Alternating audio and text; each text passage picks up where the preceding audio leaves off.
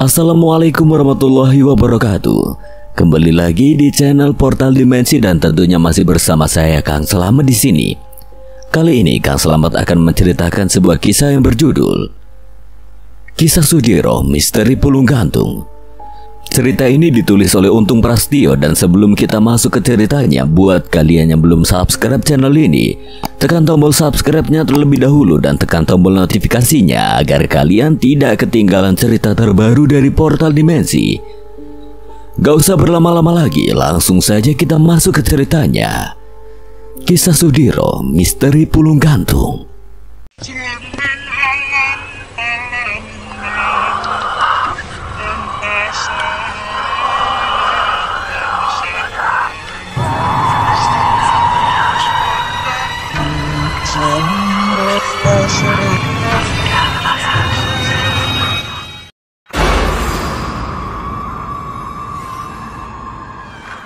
Di sini, bagaimana tidak mereka berdua yang belum lama melihat Sudiro masih bertarung melawan sosok makhluk gaib yang juga pernah mereka berdua lihat sebelumnya itu, kini sudah berada di belakang mereka dengan sangat cepat. Walale, kaget aku, sampean memang benar-benar sakti, Le. Setelah kembali ke rumah Pak Desamino, Sudiro pun langsung membaringkan tubuhnya di atas dipan bambu yang ada di ruang tamu rumah dengan bangunan joglo tersebut. Warijan dan Karto yang juga sudah merasa sangat mengantuk ikut merebahkan diri di dipan yang ada di meja yang posisinya tidak jauh dari tempat Sudiro berada. Tidak lama kemudian Sudiro pun melepas sukmanya dan segera menyusul Tirta Bagja ke sebuah tempat yang pernah menjadi tempat Sudiro melakukan lelaku tapa pati geni. Sesampainya di sana, Sudiro pun langsung menanyakan apa tujuan dari sosok makhluk berwujud seperti kera dengan jari jemari panjang serta memiliki kemampuan untuk merubah wujud menjadi bola api itu. Benarkah kau yang telah menyebabkan beberapa warga dusun Karangombo meninggal dunia dengan cara menggantung dirinya? Setelah itu, Sudiro pun langsung menggunakan ajian Sindung Geni dengan mengubah tanah yang ada di sekitarnya menjadi butiran api yang perlahan bergerak ke arah telinga, hidung, dan mulut dari makhluk tersebut. Walaupun kau juga memiliki energi dan kekuatan api, sekarang kita cari tahu api siapa yang lebih panas dan mematikan. Tidak lama kemudian, sosok makhluk gaib yang tidak lain adalah sosok Pulung Gantung itu mulai menjerit kesakitan tatkala butiran tanah yang merah membara dan sangat panas itu mulai masuk ke dalam setiap lubang dari tubuh makhluk tersebut. Hentikan, ampuni aku manusia. Aku akan menuruti apa yang kau perintahkan. Jangan kau siksa diriku seperti ini. Ampuni aku. Mendengar apa yang telah dikatakan oleh sosok makhluk gaib tersebut, Sudiro pun segera menghentikan ajian Sindung Geni miliknya. Dan dengan seketika sosok makhluk gaib itu pun berhenti merintih dan terlihat terduduk lemah di lilit tubuh Tirta Bagja yang sangat besar. Lepaskan dia, Ki. Tanpa menunggu lagi, Tirta Bagja pun melepaskan lilitannya dari tubuh makhluk yang kini sudah menyerah pada Sudiro itu. Dan setelah beberapa saat kemudian, Sudiro pun mulai menanyakan apa yang sebenarnya terjadi pada warga dusun Karangombo itu. Siapa namamu, Ki? Apakah kau tidak dapat merubah wujudmu menjadi sosok yang lebih enak dilihat? Namaku adalah Karanggeni, Tuan. Aku hanya pesuruh dari kerajaan Giripawaka. Apakah tugasmu membawa sukma-sukma dari orang-orang yang tidak berdosa itu, Karanggeni? Aku hanya menjalankan perintah saja, Tuan. Batara Pawaka yang memintaku membuat orang-orang itu mati karena sejatinya ada seseorang yang sedang bersekutu dengan Batara Geni, raja dari Giri Angin itu. Jadi orang-orang yang meninggal dengan cara menggantung diri mereka itu memang benar ulahmu, Karanggeni? Benar, tuanku. Lalu apakah kau tahu siapakah orang yang sedang bersekutu dengan raja dari Giri Angin itu? Aku tahu, tuanku. Kalau begitu, antarkan aku ke rumah orang itu, Karanggeni. Dan satu hal yang harus kau tahu. Di dalam tubuhmu masih ada ajian Sindung Geni yang kapan saja dapat membakar tubuhmu dari dalam. Jangan sekali-kali kau berpikir akan melarikan diri dariku. Baik, Tuan. Setelah itu, Sudiro yang kini ditemani oleh sosok Tirta Bagja pun mulai mengikuti Karanggeni menuju ke rumah orang yang diketahui telah bersekutu dengan sosok Batara Pawaka. yang merupakan penguasa kerajaan Giripawaka itu, dan betapa terkejutnya Sudiro ketika sampai di sebuah rumah yang diketahuinya adalah rumah dari Pak Karso yang merupakan kepala dusun Karangombo itu. Apakah kau yakin disinilah rumah dari orang yang kini sedang bersekutu dengan Batara Pawaka itu, Karanggeni? Aku yakin Tuan, karena aku juga sudah beberapa kali mengambil sesaji yang disediakannya untukku sebelum aku mengambil sukma dari warga dusun ini yang akan ditubalkan. Kalau begitu, sekarang juga aku meminta padamu untuk mengambil sukma dari orang yang sedang bersekutu denganmu dan juga dengan rajamu. Bukan untuk membawanya pergi, tapi ada yang ingin aku bicarakan dengannya. Baiklah Tuan. Tidak lama kemudian, sosok Karanggeni yang kini sudah merubah wujudnya menjadi sosok lelaki tua yang memiliki kumis tebal dengan pakaian serba hitam dan mengenakan ikat kepala itu keluar dari dalam rumah Pak Karso dengan membawa sukma dari sosok kepala dusun Karangombo. Dan betapa terkejutnya Pak Karso ketika melihat Sudiro bersama sosok Tirta Bagja yang masih berwujud ular besar berwarna merah kehitaman itu. Apakah aku sedang bermimpi, Kang Diro? Mimpi yang mungkin juga dapat membuatmu langsung mati, Pak Kuwu. Apa maksud sampean, Kang? Karanggeni, tunjukkanlah wujud aslimu kepada kepala dusun ini sekarang. Sudiro meminta Karanggeni untuk kembali merubah wujudnya menjadi sosok bola api yang memiliki ekor panjang yang biasa dikenal dengan nama Pulung Gantung itu. Sekarang jelaskan semuanya sebelum Pulung Gantung itu membawa sukmamu pergi. Dan keluargamu akan menemukanmu dengan tubuh tergantung dengan sebuah tali paku. Sudiro merasa sangat geram sesaat setelah sosok Karanggeni merubah wujudnya menjadi sosok bola api yang mulai melayang di atas kepala Pak Karso. Ternyata apa yang telah diceritakan oleh Samina itu benar adanya. Ternyata kau memang bukan orang sembarangan, Sudiro. Sekarang aku lebih baik mati daripada seluruh warga dusun ini mengetahui apa yang telah aku lakukan. Kematian adalah sesuatu yang ringan untukmu saat ini, Pak Kuwu. Tapi aku tidak akan membiarkanmu mati begitu saja sebelum kau mempertanggungjawabkan secara langsung kepada warga dusun yang telah mempercayakan kepemimpinan daerahnya kepadamu. Sekarang pergilah ke alammu, Karanggeni. Sampaikan pada rajamu jika aku telah membatalkan perjanjiannya dengan Pak Karso, karena aku akan memberikan pelajaran yang sangat berharga bagi orang jahat seperti Pak Karso ini. Dan kau akan tetap hidup, Pak Kuwu, tapi aku akan membuatmu duduk terpaku meratapi nasibmu di kursi pesakitanmu. Sudiro langsung mengeluarkan ajian tali geni yang mengikat kedua kaki dari sukma Pak Karso. Setelah mengembalikan sukma Pak Karso ke dalam tubuhnya, Sudiro pun mengajak Tirta Bagja kembali ke tubuhnya yang masih tertidur pulas di dalam rumah Pak Samino. Dan Sudiro pun langsung terbangun beberapa saat sebelum Warijan dan Katno bangun dari tidurnya. Bagaimana, Diro? Apakah sudah ada petunjuk dari permasalahan yang sedang terjadi di dusun ini?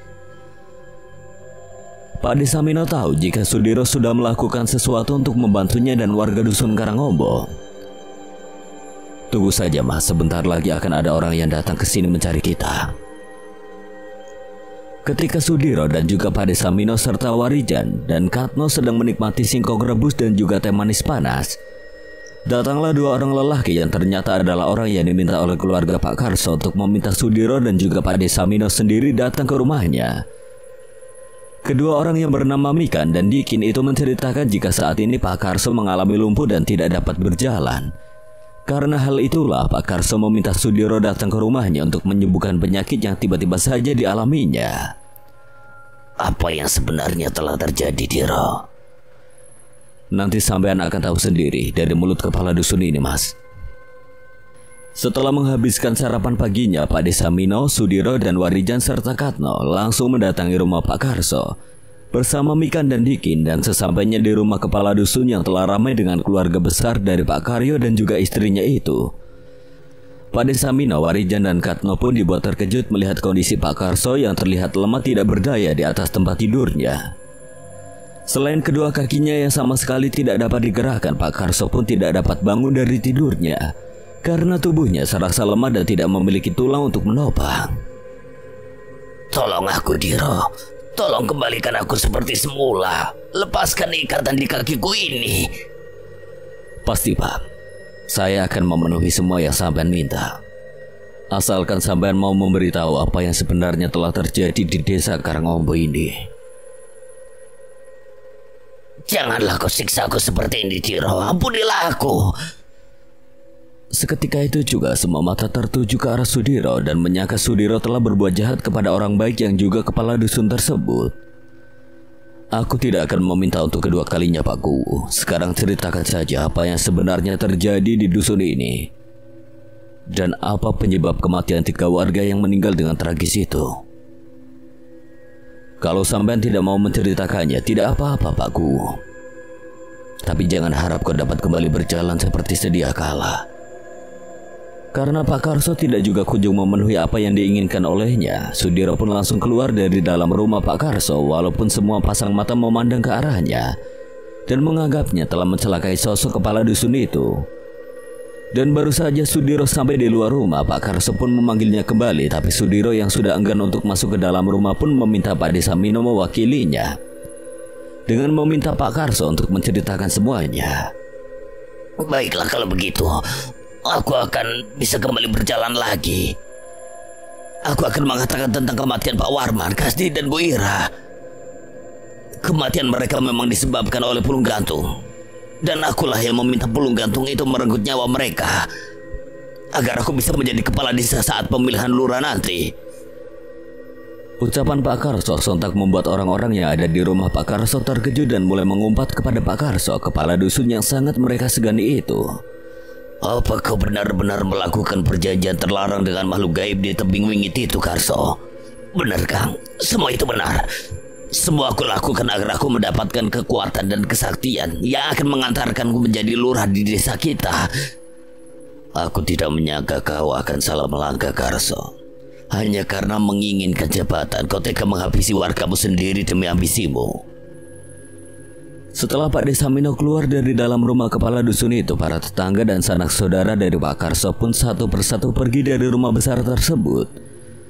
Semua orang mengaku sangat kecewa dengan apa yang telah diperbuat oleh Pak Karso. Sementara itu Pak Karso pun hanya terdiam dengan tatapan kosong, menyesali semua perbuatannya dan harus menanggung malu setelah semua kebusukannya dapat diketahui oleh Sudiro. Sanksi sosial itu lebih baik daripada hukuman yang diterima seseorang yang sudah mendekam dalam penjara, ujar Pak Desamino sesaat sebelum pergi meninggalkan rumah Pak Karso. Setelah selesai dengan urusan di dusun Karangombo, Sudiro pun langsung berpamitan pada Pak Desamino untuk pulang ke rumahnya yang berada di desa lain. Tapi sebelum itu, Sudiro pun diminta untuk menepati janjinya kepada Pak Karso untuk dapat mengobatinya. Sesampainya saya di rumah nanti, saya akan langsung melepas ajian tali geni yang mengikat kuat di sukma Pak Karso, Mas. Tolong nanti sekitar jam 3 sore sampai kembali ke rumah Pak Karso untuk menasehatinya setelah dia dapat kembali berjalan nanti. Lek, apakah aku boleh ikut ke rumah sampean? Apakah kau benar-benar ingin belajar ilmu kanuragan? Iya, Lek, aku ingin belajar dan berguru pada sampean. Beberapa hari lagi aku akan kembali ke sini, dan aku akan mengajakmu serta temanmu ke sebuah tempat untuk mempelajari ajian-ajian dan juga ilmu kanuragan. Tapi yang terpenting, kau dan temanmu itu harus mendapatkan izin dari kedua orang tua kalian. Jika mereka mengizinkan, maka aku akan membawamu dan juga temanmu itu. Setelah kepergian Sudiro, Warijan pun langsung berpamitan pada Pak Desamino untuk memberitahu kepada Katno tentang apa yang baru saja dikatakan oleh Sudiro. Jangan lupa, mintalah restu pada bapak dan ibu Mojan. Jika mereka tidak mengizinkan, jangan pernah kau paksakan. Ucapan Pak Desamino membuat Warijan menganggukkan kepalanya dan langsung bergegas pulang untuk menemui kedua orang tuanya. Setelah jam menunjukkan pukul 2:30 sore, Pak Desamino pun mulai mendatangi rumah Pak Karso untuk menyampaikan apa yang sebelumnya telah disampaikan oleh Sudiro. Dan setelah beberapa saat Pak Desamino berada di rumah kepala dusunnya, tiba-tiba saja istri dan keluarga dari Pak Karso pun terdengar sangat bergembira dan tidak henti-hentinya mengucapkan rasa syukur. Bagaimana tidak, tubuh lemah Pak Karso yang sudah seharian terbaring di tempat tidur itu perlahan-lahan mulai membaik dan berangsur-angsur mulai pulih kembali. Dengan wajah yang terlihat sangat senang sekali, Pak Karso pun langsung berjalan ke rumahnya dan menemui Pak Desamino untuk mengucapkan terima kasih sekaligus meminta maaf atas semua kejahatan yang telah dilakukannya. Untuk menebus semua kesalahanmu itu sebaiknya kau mengundurkan diri dari jabatanmu ini, Karso. Tidak, Kang, justru aku akan memperbaiki kesalahanku dengan tetap menjadi kuwu. Dan aku akan menjadi orang yang lebih baik lagi di kemudian hari. Pak Karso terlihat mengepalkan kedua tangannya sambil memandang jauh ke arah depan. Kalau menurutmu itu lebih baik, maka aku pun tidak dapat membantahnya, Karso. Pesanku hanya satu, jangan kau ulangi lagi kesalahanmu di hari ini. Beberapa hari kemudian, Pak Karso pun kembali mendatangi tebing wingit dengan membawa sesajen yang sangat banyak. Dan hal itu pun diketahui oleh Sudiro yang ternyata masih dapat berkomunikasi dengan sosok Karanggeni. Karanggeni sendiri pun langsung diusir dari kerajaan gaib Giripawaka setelah sosok makhluk gaib tersebut gagal menjalankan tugasnya. Berhati-hatilah Tuan, karena raja dari Giripawaka itu telah menganggapmu sebagai musuh. Dan yang lebih parahnya lagi, kepala dusun itu kembali mengikat perjanjian baru dengan Batara Pawaka untuk mendapatkan kesaktiannya. Ujar sosok Karanggeni yang mendatangi Sudiro di tempatnya berada. Warijan dan Katno yang kini tinggal di rumah Sudiro pun merasa sangat senang karena mendapatkan pengalaman-pengalaman baru yang mungkin tidak akan mereka dapatkan di tempat lain.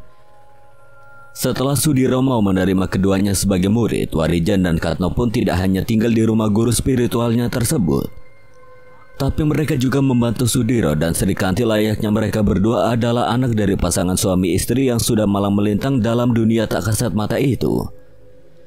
Ladang yang subur di ujung desa tempat Sudiro dan Sri Kanti tinggal kini mulai ditanami tanaman palawija seperti singkong, jagung, dan kacang tanah, dan juga padi ketika musim penghujan tiba. Sistem pertanian tumpang sari yang menanam tanaman palawija secara bergantian pun membuahkan hasil yang cukup bagi keluarga Sudiro. Hal itu pun tidak lepas dari peran Warijan dan Katno dalam membantu mengurus ladang miliknya. Walaupun usia Warijan dan Katno jauh lebih muda dibanding Sudiro, tapi untuk pengetahuan dan pengalaman soal pertanian, mereka berdua cukup mumpuni berbeda dengan Sudiro, yang sedari usia muda memilih untuk mencari orang-orang sakti demi mendapatkan ilmu-ilmu kanuragan dan juga ilmu kebatinan. Warijan dan Katno pun sudah dianggap anak sendiri oleh Sudiro dan Sri Kanti.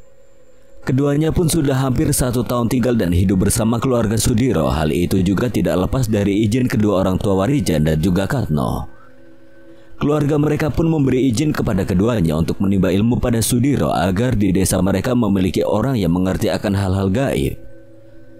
Walau pada akhirnya Warijan dan Katno dapat membuka mata batin mereka, itu semata-mata bukanlah karena kehebatan dari Sudiro, tapi itu semua memang karena kesungguhan hati dari Warijan serta Katno sendiri dalam belajar.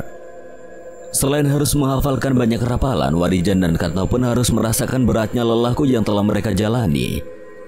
Mungkin di zaman sekarang lelaku berat yang telah dijalani baik Warijan dan juga Katno terdengar sangat mustahil dan mampu dilalui seseorang. Tapi pada zamannya semua lelaku menjadi bukti jika hal-hal gaib memang bukanlah sesuatu yang mudah untuk diketahui, apalagi untuk dipelajari. Layaknya ilmu-ilmu kejawen pada umumnya, lelaku pertama yang harus dijalani adalah lelaku puasa muti.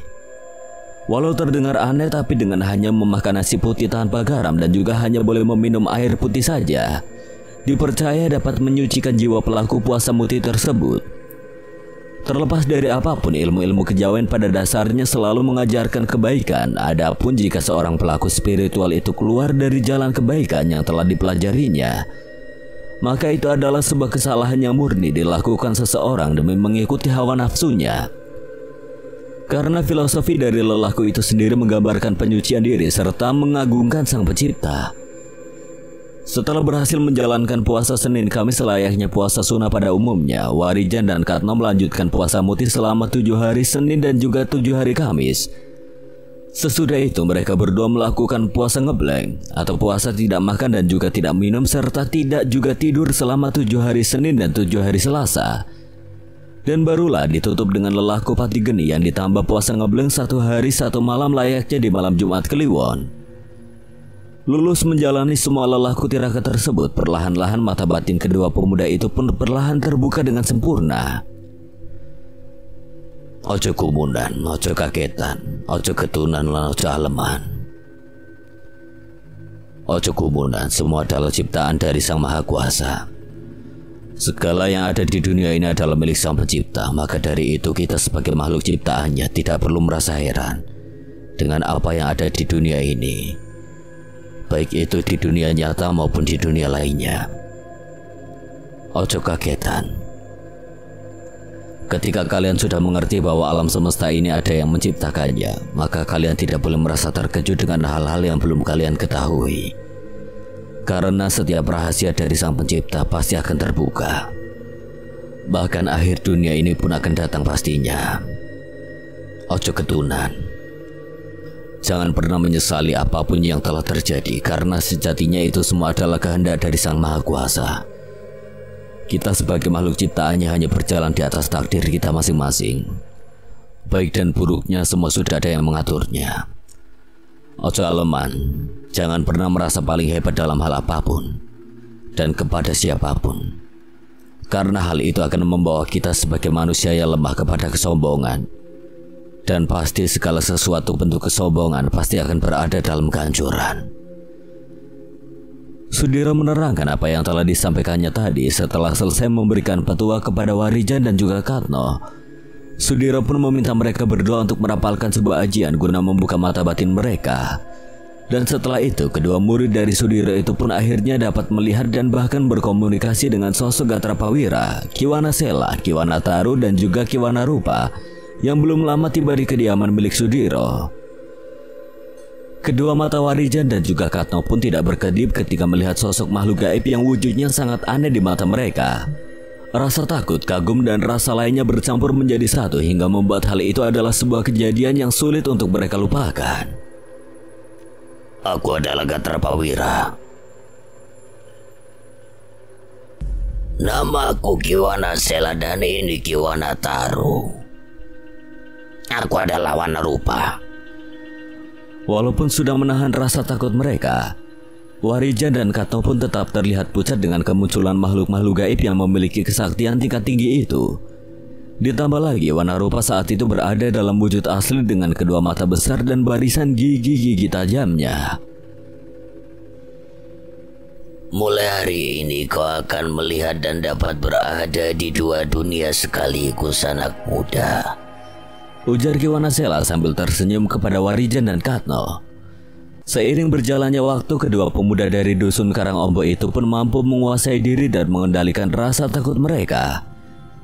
Sebelum mereka menerima ilmu-ilmu tingkat tinggi yang telah dimiliki oleh Sudiro, mereka pun mulai ikut Sudiro dalam menangani berbagai macam masalah. Salah satunya adalah sebuah permasalahan yang terjadi di desa Majawana. Kala itu Warijan dan Katno ikut dalam pengungkapan kasus kematian dari suami Sumi Ayu yang bernama Tarto. Walau hanya sekedar ikut mengintai dari kejauhan, tapi mereka memiliki andil besar dalam terungkapnya kasus kematian Tarto dan juga kasus pesugihan yang dilakukan oleh Basuki. Setelah ikut membantu mengatasi masalah-masalah yang terjadi di beberapa tempat, Warijan dan Katno pun mulai melakukan tapa pendem. Ritual laku tapa memiliki resiko tinggi itu memiliki dua tahapan. Tahap pertama bernama laku pendem gulu dan selanjutnya laku pendem rogo. Dunia nyata dan dunia gaib adalah sebuah pembeda. Manusia diciptakan untuk hidup di dunia nyata, tapi ada juga yang diberi karomah mampu melintasi ruang dan waktu melalui dunia gaib. Selain itu ada juga orang yang diberi kemampuan khusus oleh Sang Maha Pencipta untuk masuk ke dalam alam gaib dengan cara melepas sukma mereka. Dunia gaib bukan tempat jasad atau tubuh kita, melainkan tempat sukma atau ruh kita. Jadi jika kalian menginginkan sebuah ilmu yang dapat melepas sukma kalian dan pergi ke alam gaib, kalian harus melakukan tapa pendem dan merasakan antara hidup dan mati di waktu yang bersamaan. Jika merasa belum mampu, saranku jangan melakukan laku tapa ini. Tapi jika kalian mampu, lakukanlah. Tapi segala sesuatunya harus kalian tanggung sendiri. Bagaimana, Jan? Dan kau, Katno? Kami akan meminta restu kepada kedua orang tua kami dulu ya, Le.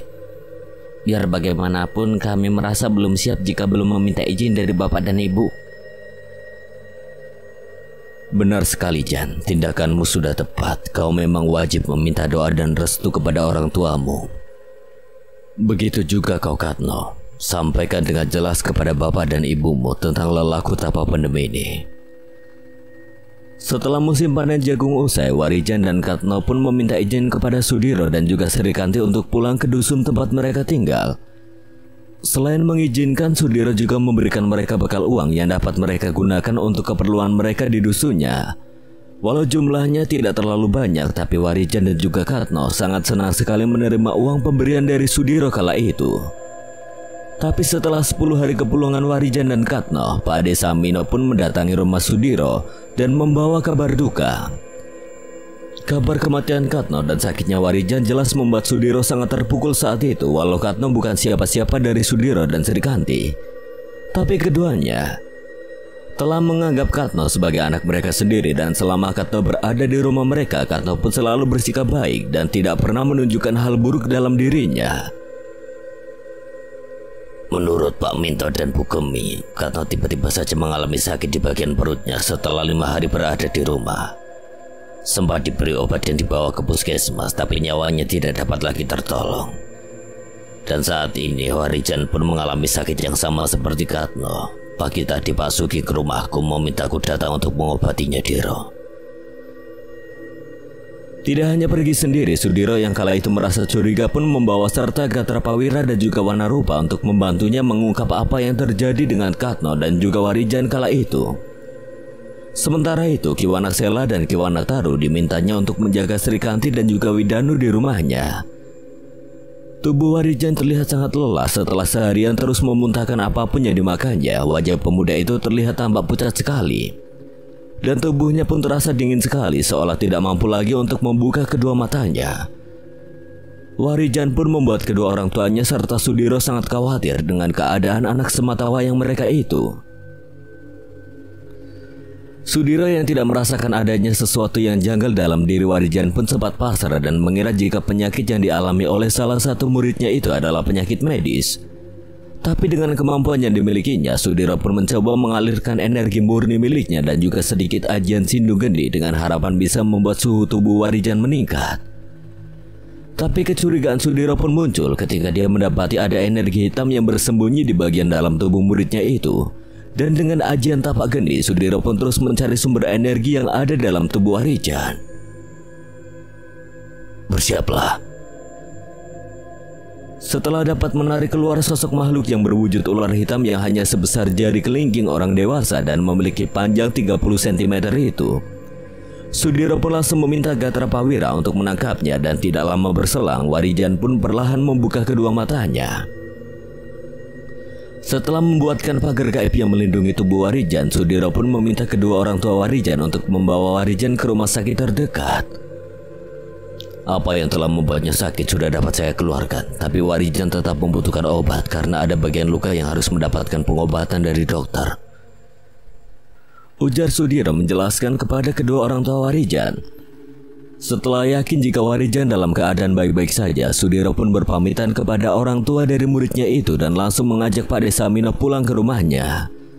Sudiro yang merasa sangat penasaran dengan sosok makhluk berwujud ular hitam kecil itu ingin segera mencari tahu siapakah sosok ular hitam yang ada di dalam tubuh Warijan. Apa yang terjadi pada Warijan, Diro? Tanya Pak Desa Samino yang juga ingin tahu kenapa Warijan bisa sampai mengalami sakit yang aneh itu. Ada sosok makhluk gaib berwujud ular hitam yang menggerogoti tubuhnya dari dalam, Mas. Apakah itu sejenis santet, Diro? Iya, Mas. Santet dengan tingkatan tinggi yang hampir tidak dapat aku ketahui. Sesampainya di rumah Pak Desa Samino, Sudiro pun langsung meminta Gatra Pawira untuk melepaskan sosok makhluk berwujud ular hitam tersebut. Dan setelah itu, Sudiro langsung mengeluarkan ajian Sindung Gendi yang membuat butiran tanah di sekitar rumah Pak Desa Samino berubah menjadi butiran bola api yang langsung mengelilingi sosok makhluk ular hitam itu. Siapakah yang menyuruhmu menyakiti anak itu? Iblis itu akan mendatangimu, dan kau akan mengetahuinya sendiri nanti. Baiklah kalau begitu. Sudiro langsung menyerang sosok ular hitam itu dengan ajian Sindung Gendi miliknya karena merasa sangat kesakitan ketika butiran halus dari bola api itu masuk menembus sisi hitamnya. Sosok ular itu pun menggeliat dan perlahan kembali ke wujud asalnya. Sosok makhluk berkulit hitam legam dengan dipenuhi sisik-sisik kecil serta memiliki 2 daun telinga runcing dan juga sungut memanjang di bagian dahinya. Sosok makhluk gaib itu pun terus menggeliat dan terus mengumpat ke arah Sudiro dengan tatapan penuh kebencian. Sosok makhluk gaib yang asalnya entah dari mana itu mulai mengatakan siapa dia yang sebenarnya. Aku adalah penggawa dari kerajaan gaib Watu Gapit yang ada di balik tebing alas wingit. Sebentar lagi bala pasukan kerajaan itu akan datang untuk menghabisimu. Sosok makhluk gaib berwujud aneh itu perlahan-lahan tubuhnya terbakar dan mengepulkan asap hitam, lalu berubah menjadi sebuah batu kecil berwarna hitam mengkilat. Aku tidak akan membiarkan tempat ini menjadi medan pertempuran gaib. Apa kau siap untuk kembali bertempur, Wira? Rupa. Tanya Sudiro kepada Gatrapawira dan juga Wanarupa sambil mengambil mustika dari sosok makhluk gaib yang telah dimusnahkannya itu. Kau ini seperti orang tua yang sudah mulai pikun, Diro. Apa aku pernah tidak siap dalam membantumu? Kalau begitu sekarang juga kita pergi ke tebing alas wingit dan kita cari siapa yang harus bertanggung jawab dengan kematian Katno dan siksaannya dialami Warijan. Aku pamit dulu, Mas. Aku akan menyelesaikan semua yang telah menimpa kedua muridku itu. Sudiro merapal ajian lipat bumi yang dapat memindahkan tubuhnya ke tempat yang dituju dengan cepat.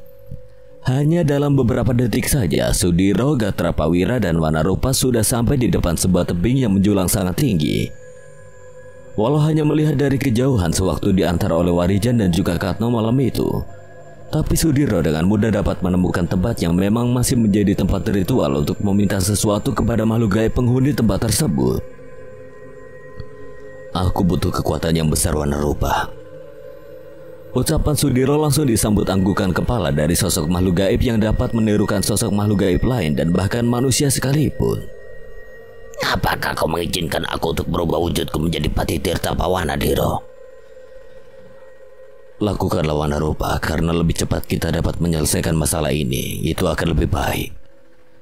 Sudiro terus menatap ke arah dalam dari sebuah tebing yang terdapat kerajaan gaib besar di sana. Setelah Sudiro, Gatrapawira, dan juga Wanarupa yang telah berubah menjadi sosok Pati Tirta Pawana siap, ketiganya pun langsung melesat masuk ke kerajaan gaib yang ada di tebing alas wingit. Dan betapa terkejutnya Sudiro dan juga Gatrapawira serta Wanarupa ketika ternyata mereka telah ditunggu oleh ratusan makhluk gaib dari kerajaan tersebut. Akhirnya kau datang juga, Sudiro.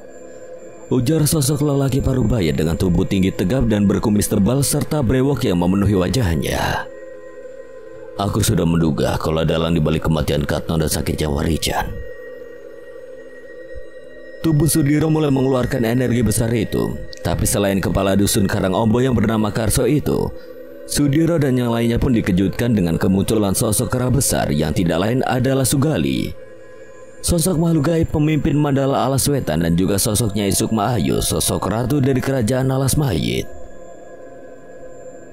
Apakah kau terkejut dengan kehadiran kami di sini, Sudiro?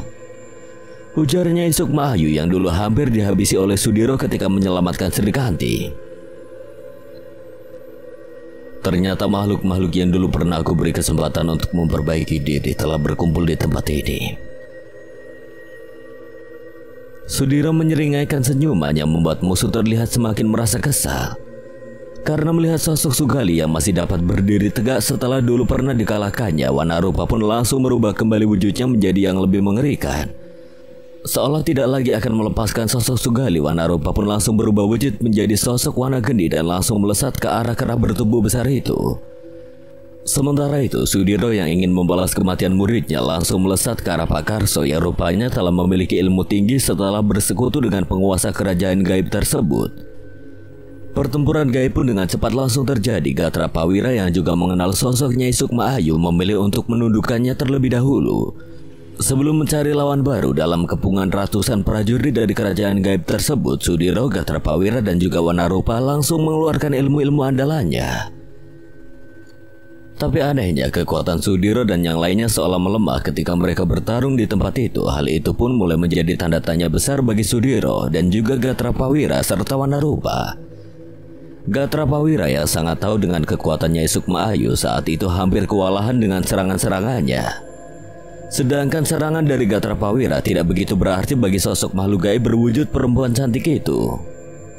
Hal yang sama pun dialami oleh Wanarupa dengan wujud warna geni. Harusnya makhluk dengan kekuatan api besar itu dapat mengalahkan sosok kera besar yang tidak lagi memiliki senjata pusaka itu. Tapi nyatanya, serangan-serangan dari Wanarupa pun seolah seperti angin yang berhembus pelan dan menerpa dengan lembut ke arah tubuh Sugali. Berhati-hatilah, saat ini kita sedang berada di dalam tempat bernama Jalawisa, di mana kekuatan kita akan terhisap terlebih dahulu sebelum mengenai lawan-lawan kita. Adakah cara untuk keluar dari ajian Jalawisa ini, Diro? Ucap Wanarupa dengan wujud warna geninya. Ada, tapi hal itu akan membuat permasalahan semakin melebar. Tapi, seandainya kau bisa merubah wujudmu menjadi sosok lain yang lebih kuat, kita akan bisa keluar dari ajian Jalawisa ini, Rupa. Sementara serangan-serangan mereka tidak membuat lawan-lawannya terluka, kini Sudiro pun menghadapi masalah besar ketika sosok makhluk berkekuatan tinggi hadir di tengah-tengah pertempuran mereka. Sosok makhluk bertubuh besar itu memiliki 2 sayap naga di punggungnya. Selain itu, 2 tanduk panjangnya menambah kesan angker dari makhluk dengan tubuh penuh bulu kecoklatan itu. Ternyata nama besarmu tidak sebanding dengan kekuatanmu, manusia. Lalu kau berani-beraninya masuk ke kerajaan gaibku.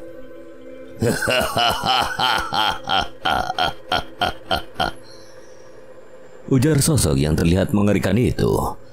Semoga saja pilihanku saat ini tepat. Wanarupa, apakah kau tidak bisa merubah wujudmu menjadi nagawana dengan sayap seperti yang dimiliki Tirtapawana Sang Naga Hijau? Baiklah, Diro, aku akan mencobanya, tapi sebelum itu kau harus melindungi tubuhku terlebih dahulu. Karena ketika aku merubah wujudku, maka disitulah titik kelemahanku.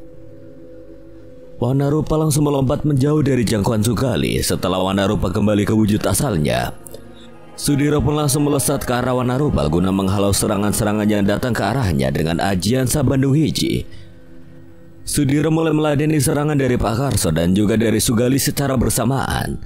Tidak butuh waktu lama, tubuh Wanarupa pun langsung berubah dan dipenuhi sisi kuning keemasan. Dan perlahan-lahan sosok Wanarupa pun berubah membesar dengan 2 sayap berwarna hijau kehitaman. Walau Sudiro meminta Wanarupa untuk berubah menjadi sosok Nagawana, tapi Wanarupa mampu menyerupai sosok 2 naga sakti sekaligus. Bagus, Wanarupa. Kau tidak terlihat lagi sebagai Nagawana dan juga Pati Tirtapawana Sang Naga Hijau. Sudiro langsung melesat ke arah Pak Karso. Apakah kau melihat Jalawisa di sekitar kita, Wanarupa? Sangat jelas, Diro. Bertahanlah sebentar. Aku akan menghancurkannya. Wanarupa dengan wujud naga besar bersayap langsung melesat ke arah atas. Semburan-semburan api yang dilontarkan Wanarupa ke arah atas pun membuat ajian Jalawisa seketika terbakar. Ajian yang membentuk jaring yang mampu menghisap energi-energi lawan itu dapat dihancurkan oleh Wanarupa. Hal itu pun jelas mengembalikan kemampuan dari Sudiro dan juga Gatrapawira. Apakah kau sudah membuat surat wasiat kepada rakyatmu, Nyai? Tanya Gatrapawira yang di keempat tangannya sudah menggenggam pusaka mematikan miliknya. Mengetahui jika kekuatan dari Gatrapawira sudah kembali seutuhnya, Nyai Sukma Ayu pun berusaha untuk pergi meninggalkan medan pertempuran. Tapi Gatrapawira yang mengetahui hal itu dengan cepat dapat mengejarnya dan mulai menghujamkan pedangnya ke arah tubuh Nyai Sukma Ayu. Tapi sebelum Nyai Sukma Ayu jatuh terkapar, tangan besar dari makhluk berbulu coklat itu langsung meraih tubuh Nyai Sukma Ayu dan mengamankannya. Setelah itu sosok tersebut kembali ke arah Gatrapawira dan langsung menyerangnya dengan ganas. Sementara itu, Sudiro yang masih menggunakan ajian Sabandung Hiji mulai mengeluarkan tongkat kayu Tirta Bagya untuk menghajar Pak Karso. Awalnya Sudiro ingin langsung menghabisi manusia keji itu dengan bertriwi karma, tapi Sudiro merasa jika dia perlu mengetahui lebih dulu alasan apa yang membuat Pak Karso bertindak semakin jauh itu. Pukulan-pukulan dari tongkat Tirta Bagya pun mulai melemahkan Pak Karso yang jelas memiliki kemampuan di bawah Sudiro. Andai saja dia tidak dibantu oleh ajian Jalawisa, mungkin sudah sedari tadi Pak Karso tumbang. Kenapa kau masih melakukan ini semua, Pak Kuwu? Apakah pengampunanku kemarin tidak membuatmu cerah? Aku juga ingin menjadi sakti Diro. Aku ingin berkuasa lebih lama lagi di desaku. Dan tentunya aku ingin menjadi kepala desa yang disegani. Pak Karso terus berusaha menghindari serangan dari Sudiro. Mendengar alasan konyol dari Pak Karso, Sudiro pun terlihat semakin geram dan menghentikan pukulan-pukulannya. Tapi sebenarnya Sudiro sedang mempersiapkan ajian Sindung Geni dan akan memasukkan butiran-butiran pasir putih pantai selatan ke dalam tubuh Pak Karso dan akan menyiksanya perlahan-lahan. Di tempat lain, Wanarupa yang masih berwujud naga besar mengerikan itu terus saja menghajar sosok Sugali. Pertarungan ini adalah sebuah pertarungan yang melibatkan dendam lamanya kepada Sugali. Walau sosok Sugali sudah bertambah kuat, tapi tetap saja kekuatan Sugali tidak sebanding dengan Wanarupa yang telah berubah menjadi sosok naga setingkat Nagawana. Berbeda dengan Sudiro dan juga Wanarupa yang hampir mengalahkan lawan-lawannya, Gatra Prawira yang memiliki kesaktian di bawah Wanarupa harus kewalahan menghadapi sosok penguasa kerajaan gaib Watu Gapit yang berada di tebing alas wingit itu. Mengetahui jika Gatra Prawira sedang kewalahan menghadapi lawannya, Sudiro pun langsung meninggalkan Pak Karso yang di dalam tubuhnya telah terisi ajian Sindung Geni. Tubuh sosok kepala dusun itu mulai menggeliat dengan hebat sambil terus menatap ke arah Sudiro, seolah meminta Sudiro untuk menghentikan ajian yang telah digunakannya itu. Mengetahui jika lawannya adalah sosok penguasa di tempat itu, Sudiro pun tidak main-main lagi. Tubuhnya mulai berubah menjadi merah kehitaman dengan diselimuti cahaya kekuningan.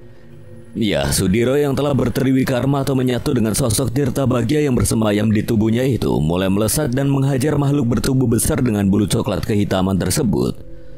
Sementara itu, Wanarupa yang semakin terlihat geram pun tidak lagi memberikan ampun Sugali. Kobaran-kobaran api yang keluar dari mulutnya mulai membuat Sugali kewalahan. Setelah itu, Wanarupa pun melontarkan bola-bola api ke arah tubuh Sugali yang sontak membuatnya jatuh terpental. Seolah tahu akan kekalahan dari para punggawanya, ratusan prajurit dari kerajaan gaib tersebut pun mulai menyerang Gatra Prawira dan juga Wanarupa. Tapi bagi Gatra Prawira dan juga Wanarupa, para prajurit itu bukanlah masalah besar. Kobaran-kobaran api dari mulut Wanarupa yang masih berwujud naga itu melumat habis dengan cepat para prajurit kerajaan gaib itu. Sedangkan Gatra Prawira dengan 4 pedangnya mampu menebas satu persatu prajurit tersebut hingga mereka musnah. Pertarungan seimbang pun terjadi antara Sudiro dengan penguasa kerajaan gaib Watu Gapit. Jual beli serangan pun silih berganti dalam pertempuran dahsyat yang telah meluluhlantahkan alam gaib di daerah tebing alas wingit itu. Dan korban dari kerajaan Watu Gapit itu pun terus berjatuhan. Kau harus mati di tempat ini, Sudiro. Kau benar-benar bencana bagi kerajaanku, ujar sosok makhluk gaib yang terlihat semakin membesar itu. Sudiro yang sudah berada dalam kekuatan penuhnya mulai kewalahan dengan semakin kuatnya sosok pemimpin dari kerajaan tempatnya berada kala itu.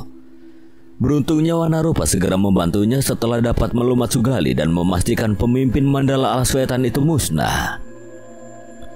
Sebenarnya aku tidak mempunyai masalah denganmu, penguasa Watu Gapit.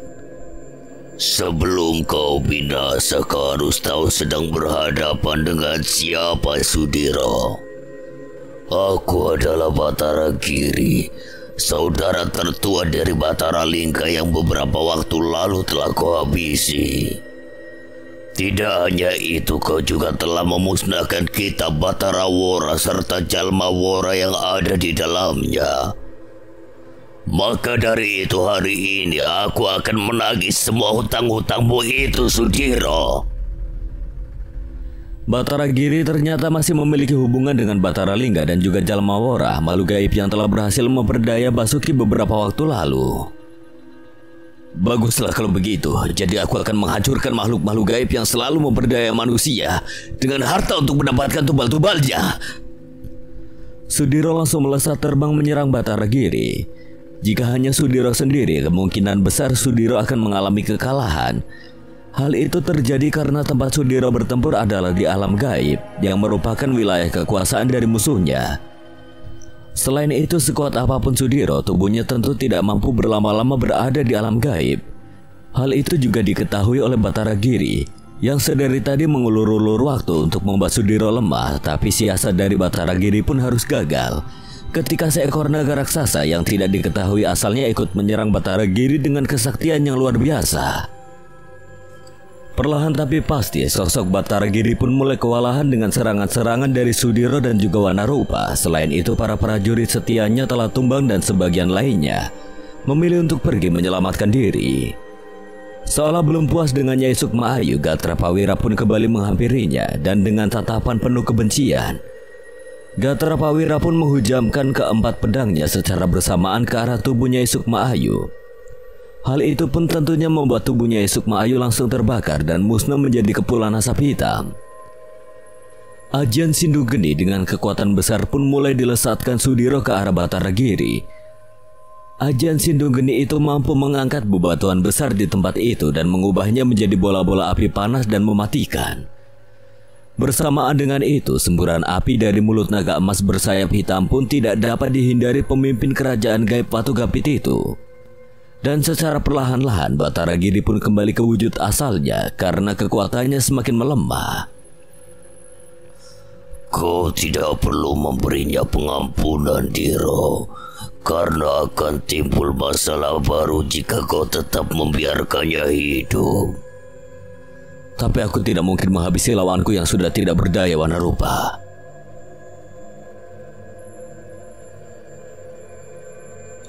Carilah cara lain dan bertarunglah secara kesatria. Wanarupa langsung melesat pergi dan merubah wujudnya. Mengerti dengan maksud dari Wanarupa, Sudiro pun melepaskan Triwikarmanya dan kembali ke wujud asalnya dengan tubuh manusia biasa. Kekuatan Sudiro tentunya juga menurun dan hal itu pun kini dianggap seimbang oleh Sudiro. Karena menganggap lawannya telah melemah, Batara Giri pun langsung menyerang Sudiro dari jarak jauh. Ajian yang dilepaskan dari tangan kanannya itu mengeluarkan cahaya kuning yang terasa sangat panas. Karena tidak sempat lagi menghindar, Sudiro pun menerima pukulan jarak jauh dengan energi besar tersebut. Beruntungnya Sudiro selalu memakai bedong mayitnya sebagai tameng tubuhnya serta lulang nagawana yang membuat tubuh Sudiro lebih terlindungi lagi. Ternyata kabar tentang kesaktianmu itu memang benar adanya, Sudiro. Kau tidak hanya sakti mandraguna, tapi kau juga orang yang pandai bersiasat dan pandai membaca serangan lawan. Pantas saja musuh-musuhmu tidak berdaya ketika menghadapimu. Sekarang mari kita selesaikan secara kesatria. Aku atau kau yang tumbang di sini. Gertak Sudiro yang membuat Batara Giri kembali murka. Walaupun sudah terluka dengan serangan dari Wanarupa dan ajian dari Sindu Geni, tapi sosok Batara Giri tetap memberikan perlawanan sengit. Dan hal itu pun membuat Sudiro mulai mengkhawatirkan keadaannya. Untuk apa jadi seorang kesatria tapi harus binasa, Diro? Cepat gunakan aku sebagai pelengkap pertempuranmu. Tirta Bagya kembali tidak sabar ketika Sudiro mengembalikannya ke dalam tubuhnya. Baiklah, sekarang jadilah tongkat yang memiliki kekuatan lebih besar. Sudiro kembali memanggil sosok Tirta Bagya menjadi tongkat kayu berkepala ular. Dengan tongkat Tirta Bagya di tangannya, Sudiro pun mulai terlihat menguasai jalannya pertarungan. Dan perlahan-lahan Batara Giri pun mulai mendapatkan luka-luka baru di tubuhnya. Tapi kejadian yang tidak pernah diduga oleh Sudiro dan juga Wanarupa serta Gatra Pawira pun terjadi. Sosok raja dari kerajaan gaib Watu Apit itu masih dapat mengeluarkan senjata pusaka yang memiliki kekuatan sangat besar. Mengetahui jika lawannya hanya sedang berpura-pura lemah, Sudiro pun akhirnya kembali bertriwikarma dan memberikan serangan kejutan sebelum pusaka Batara Giri itu sempurna di genggamannya. Ajian Sindu Geni dan ajian Tapak Geni pun melesat dengan cepat ke arah Batara Giri. Tapi itu bukanlah sebuah serangan pamungkas dari Sudiro, namun hanya sebuah pengalihan saja.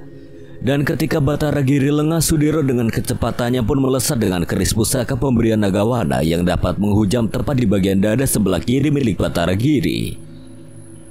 Kepulan asap hitam pun langsung menyelimuti tubuh Batara Giri dan secara perlahan-lahan Batara Giri pun musnah di balik asap hitam pekat tersebut. Setelah memastikan kemenangannya di hari itu, Sudiro pun langsung mengajak Gatra Pawira dan Wanarupa kembali ke dusun Karangombo. Dan sesampainya Sudiro di rumah Padi Samina, Warijan pun telah menunggunya bersama Sri Kanti dan juga Widanu. Kau pergi terlalu lama, Mas. Aku khawatir dengan keadaanmu. Sri Kanti mengusap wajah Sudiro yang terlihat sangat letih itu. Kau sudah pergi selama 1 bulan, Sudiro.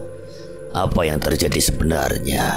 Apa yang terjadi di tebing alas wingit? Aku terpaksa menghabisi penguasa gaib dari kerajaan Alas Gapit, Mas.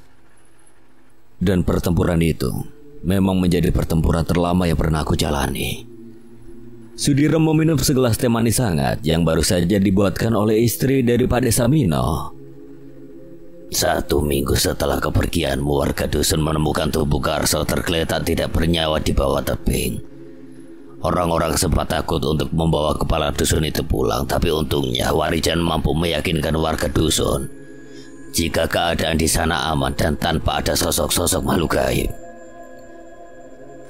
Setelah ini, aku akan kembali mengajari Warijan dengan ilmu-ilmu yang lebih mumpuni agar dia mampu menjaga dusun serta desa ini.